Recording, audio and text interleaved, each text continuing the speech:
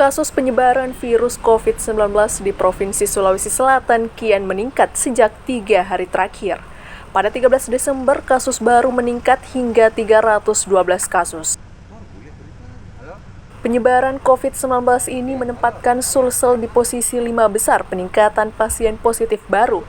Kota Makassar menjadi daerah penyumbang terbanyak kasus baru.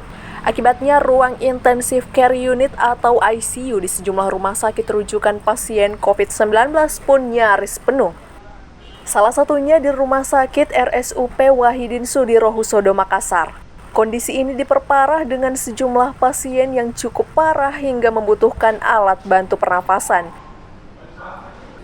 Diketahui RSUP Wahidin Sudirohusodo sendiri memiliki 130 tempat tidur di ruang isolasi dan terpakai sekitar 68 unit. Total pasien terkonfirmasi yang mendapat perawatan intensif maupun dirawat di ruang isolasi Infection Center RSUP Wahidin Sudirohusodo sebanyak 72 pasien.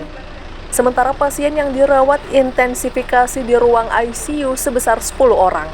Dari data Posko Induk COVID-19 Kota Makassar, Sulawesi Selatan, 13 Desember 2020, jumlah total kasus baru yang masuk sebanyak 146 kasus dan kasus yang sembuh 12 orang.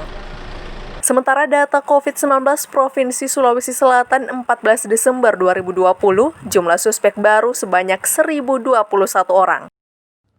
Dengan berat hati saya harus menyampaikan bahwa ruang perawatan intensif kami di sini saat ini sudah penuh.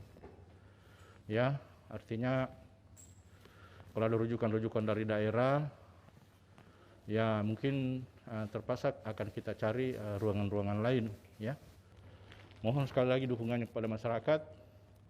Ya, jaga jarak, cuci tangan, dan rajin pakai masker. Dari Kota Makassar, Suparman, Fajar.co.id melaporkan.